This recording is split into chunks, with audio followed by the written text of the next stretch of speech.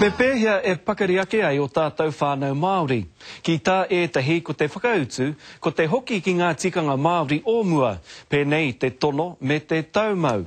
He tikanga e nā kua rua e whakatairanga tiane te whānau kupa o te puaha o Waikato.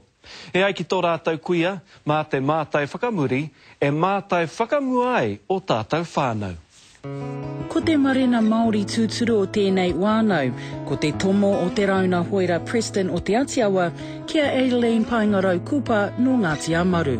He tomo hei pupuri te wakapapa me te uenua. Ino o ki te tuakano Aileen rā kui iti te papa ki te tikanga o te tomo, kāri ia I paku a wangawanga ki tērā. Ahua ngāno mau. O rātu ni ko hakamui kororo tai, o mātua, whakainia maua. Kāna mau ni marena nui. Mea marena no Maori ngoi te marae. Whakahono ni ngai ngai rara. Ka hara mai ngā kau mātua purutia ngō korua ringa. Nā ka karakia nia nā ko marena koru. No muri no e katai mau ka hare ki te pākahi ki te pūtapetu. Tā ke koira ngā hua te kau mātua. Ngā mea kāre re whakanui ni a te rāni. Nā ka rofe rātia karakia Maori. Nā ko moe mau ia mau, ko whiwhi mau a mau tamariki. E whakai koe kia moe I tō tāne I tērā? O ai. Ai. I mo o koe kia aia I moe I tō tāne? Ai, ko roho ki mau e mohana kia mau. Te rāwa ka moe ai mau ia mau.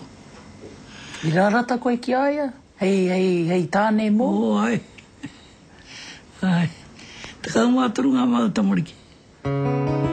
Ngā uru mātai o ana tamariki e mea tono, toko rima e tāne, toko ono e waine. Ko miriama te tuarima o te wānau, marama katoa na ia kano o pe wea tēnei mea te tono me ana tamariki. You and your husband quite staunch believers in tono and being passed down to your tamariki and your mokopuna? Absolutely, absolutely. When it happened to us, you know, you don't think about the things. You're young, but it's since happened to a couple of my daughters. The two families come together, and then they bond.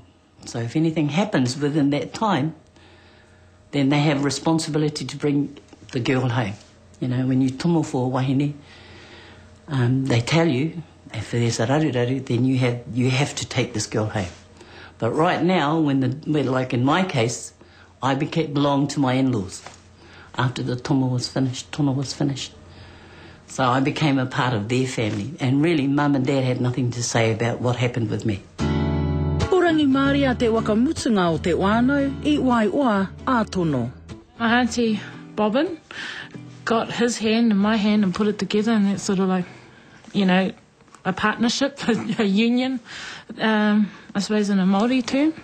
In a Māori term, that officiated. We were sort of shy. I said, oh, don't be silly, auntie, you know. But obviously that led to marriage. Was that kind of like the kingitanga saying you had to get together? I don't know if it was that, but it was, you have respect for those kind of people. So, you know, it was a match made under the kingitanga umbrella, I suppose.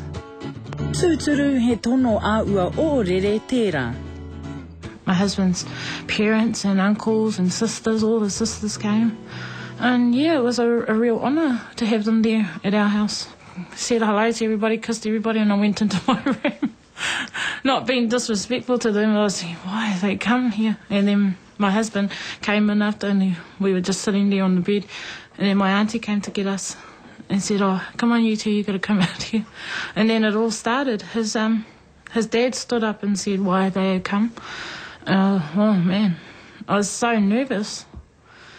And it was a real honour because each and everyone there got up and spoke and said that they've come to get me, you know, for their son. It was quite emotional. It was an emotional time. Did you feel pressure? No, everything sort of fell into place. See, when you actually get tono, that's a marriage for Māori. So you don't really need to have the big wedding. But because we're living in a Māori and a Pākehā world, I wanted the big wedding too. So, yeah, my husband was happy just to have the tono. Wakai katoa nā tēnei wānau mā te pupuri ki ngā tikanga o mua, pēnei te tono, Ka kore rātau e inga. Tō titiro ki tēnei tikanga o te tono I tēnei wā. Kia une tikana me mahi tonu e tātou.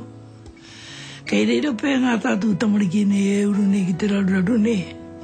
Whakareri ngā rātou wahine, patu ngā rātou wahine. A kone me hoki na ki ngē rā tikanga. Ka wheni rei te me ka anō te tamaitira ki te tiaki tana wahine I te whakarangatire tana wahine. Engari ka hare no mai te wahine kia uru nā kuteni me. Ono, patu atu, ahati atu. Engari te hara koe ki te tono e tō taonga ko whai mana koe ki te riri tō tamai tine. O e wherati. Take he taonga te waine whare tangata.